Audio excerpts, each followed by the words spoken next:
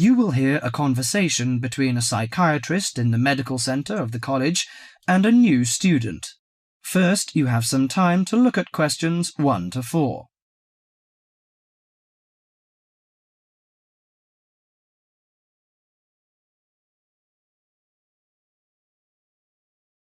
Now listen carefully to the conversation and answer questions 1 to 4. Hello, sit down, please. Thank you. Now, you are a new patient, aren't you? Yes, that's right. OK, so I'd better get some basic details down first. Right, we'll start with your name. Martin Hansen. Do you spell that S-O-N or S-E-N? Hansen. OK, and you're a first-year student? Yes, I am. Study in? Electronics, actually. I hope you enjoy it. Thanks. And your address? 2805 Hesperian Avenue, Hayward. 2805 and Hesperian. Yes, that's Hesperian. Hayward, Hayward. And your phone number? 734-246-55. 734-264-55. No, you got the 6 and the 4 the wrong way round. It's 24655. Huh? Sorry, right. And, when were you born? The 15th of June, 1986. Here in New Zealand? No, I was born in Sydney.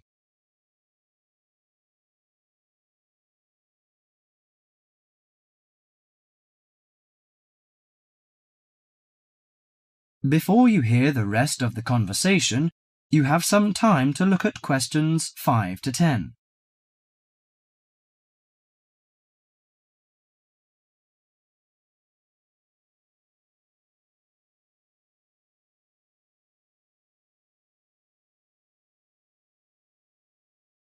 Now listen to the conversation and answer questions 5 to 10.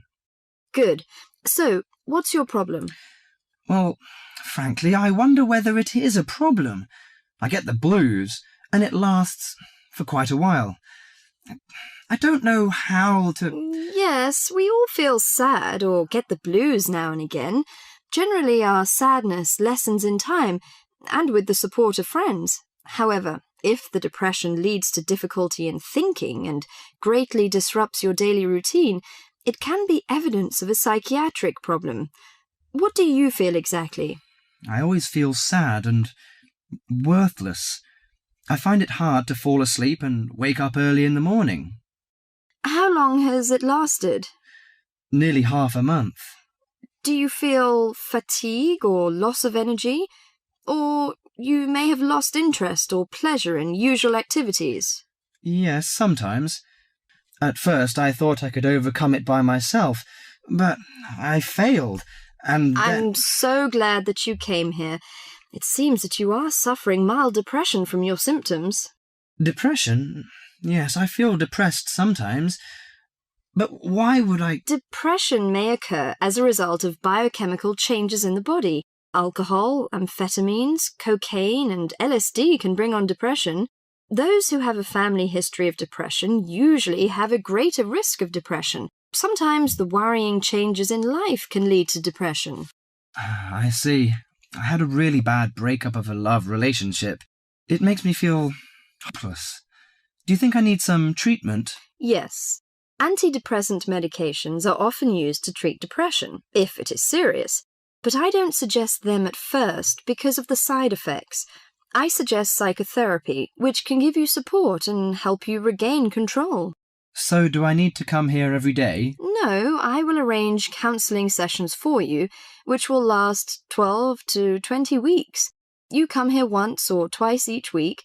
The psychotherapy is directed at helping you gain insight and understanding about events in your life, which may have contributed to your depression.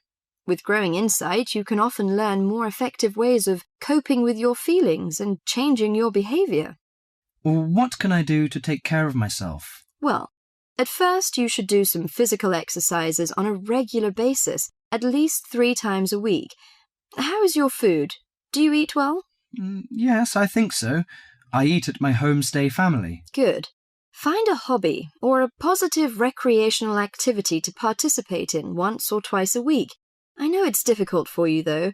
When you feel it's hard to overcome the depression, come to the counselling session. Remember, ask for help if the load is too heavy to handle. Yes, I'll try. So, when will my counselling session begin? I'm going to arrange that for you. That is the end of part 1. You now have half a minute to check your answers.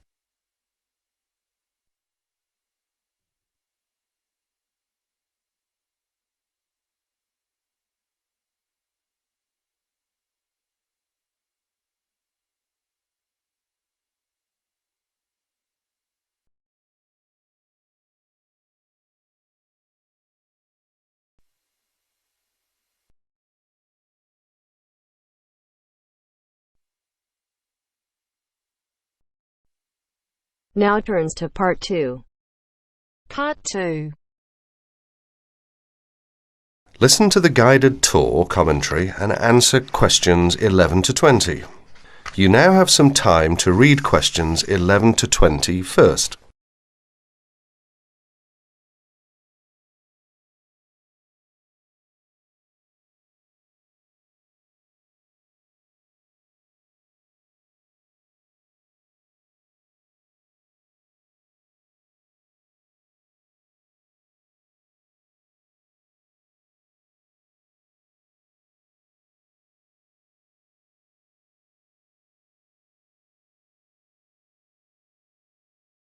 Welcome to the library tour.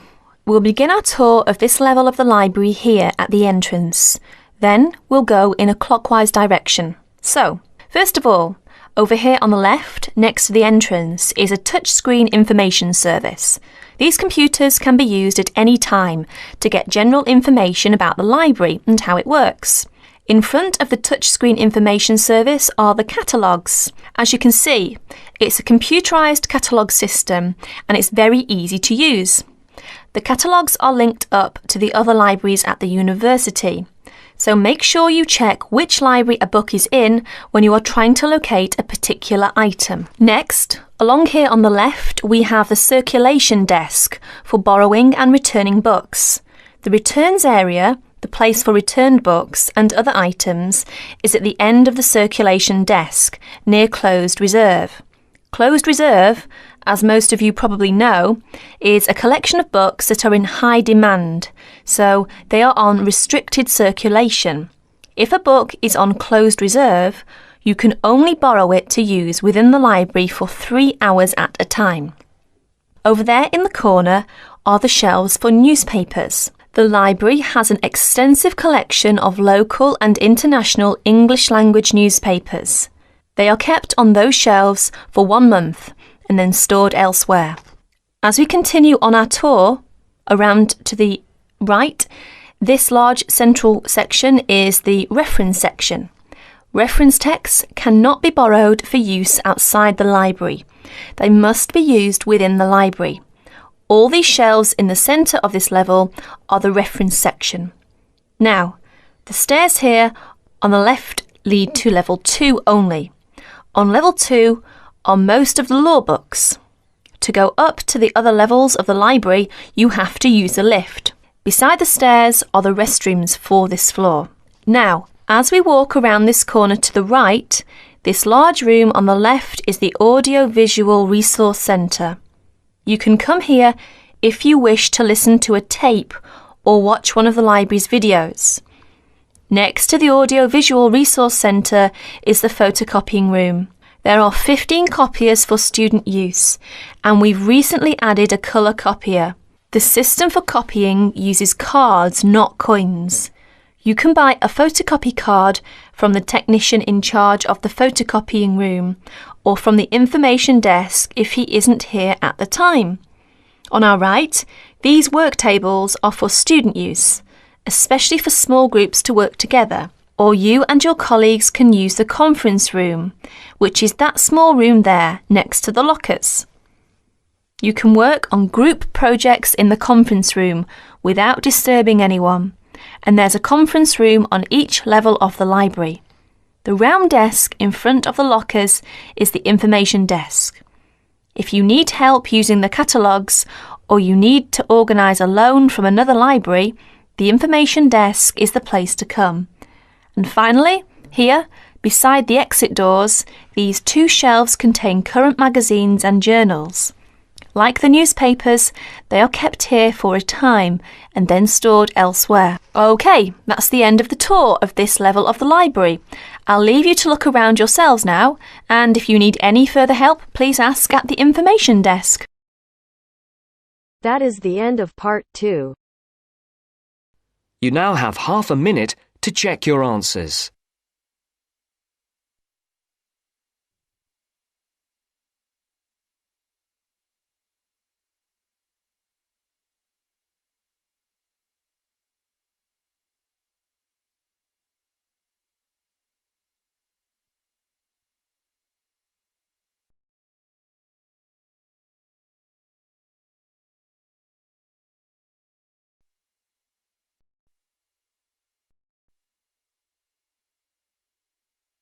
Now turns to part 3. Part 3. You will now hear a radio talk on agricultural regulations. First, you have some time to look at questions 21 to 25.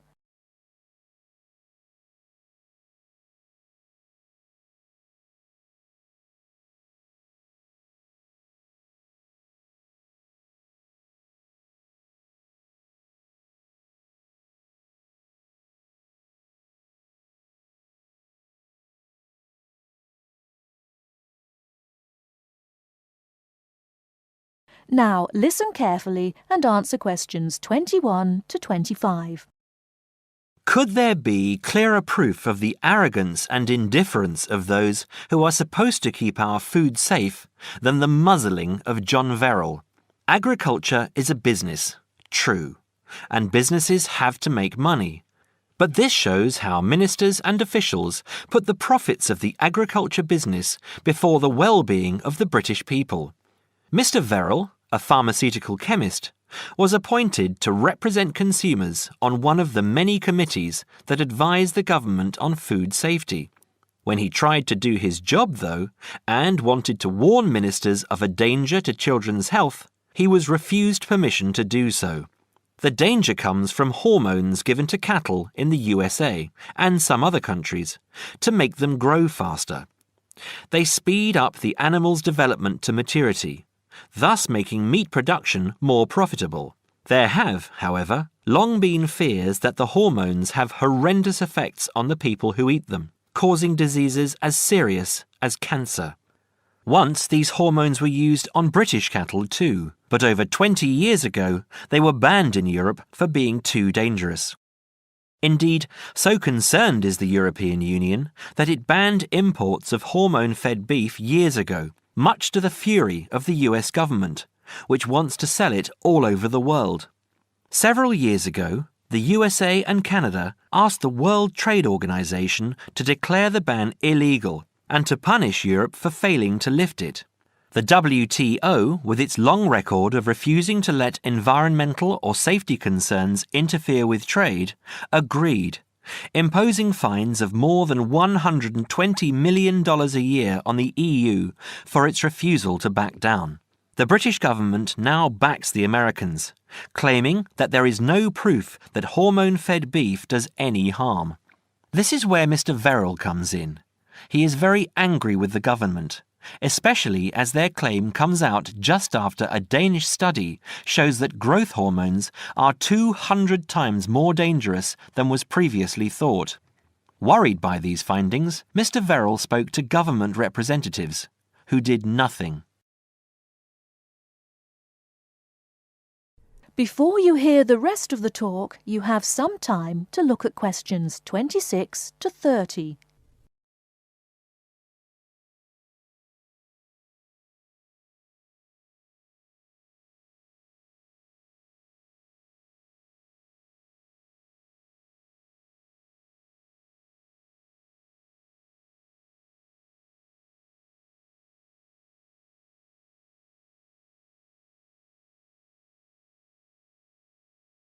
Now listen and answer questions 26 to 30.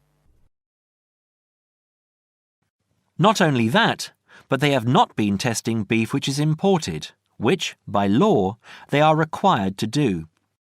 This directly affects the British public, as about 40% of the beef British people eat comes from abroad, supposedly from countries like Brazil, which does not allow the use of growth hormones.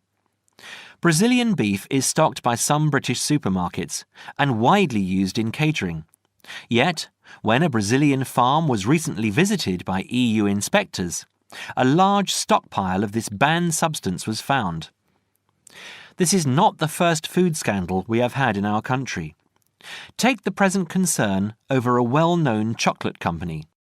Several months ago, the company found out that its sweets were contaminated with a rare form of salmonella, but they did nothing about it, leaving their sweets in the shops to be bought by the unsuspecting public. It was not until 5 months later, when several children had suffered food poisoning, that the chocolate bars were removed from the shelves. It makes you wonder how many other dangerous foods have been allowed onto our plates. That is the end of part 3. You now have half a minute to check your answers.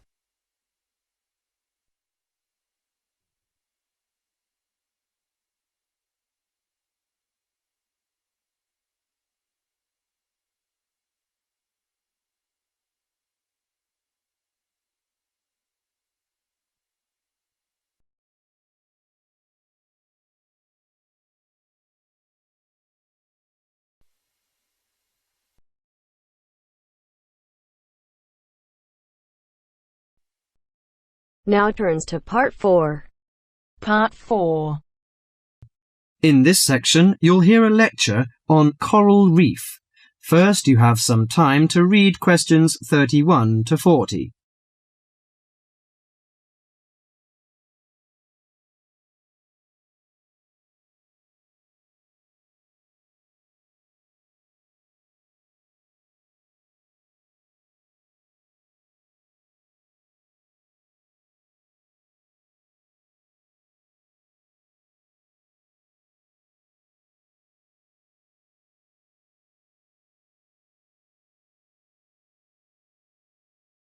Now listen carefully to the lecture and answer questions 31 to 40. Do you fancy diving in the wonderful world of coral reefs, green sponges, colourful fish and red crabs? It is a rich garden beneath the waves. But how much do you know about the corals? Are they animals or plants? What are the threats to coral reefs? Today, Mr. Tim Harford, Executive Director of the Coral Reef Alliance, is going to introduce the facts about coral reefs. Good afternoon, everyone. Coral reefs are one of nature's most magnificent creations. It is filled with thousands of unique and valuable plants and animals. Over 1/4 of all marine species depend on healthy coral reefs. Humans also depend on coral reefs. These marine ecosystems are the primary source of food and income for millions of people, a vast repository of valuable chemical compounds and medicines, and a natural wave barrier that protect beaches and coastlines from waves and storms. Coral is actually the exoskeletons of coral polyps. Made from limestone, these skeletons build up over time, forming the reef. New corals are born each April. At a certain hour, on a certain night, mature corals suddenly release clouds of eggs and sperm into the sea.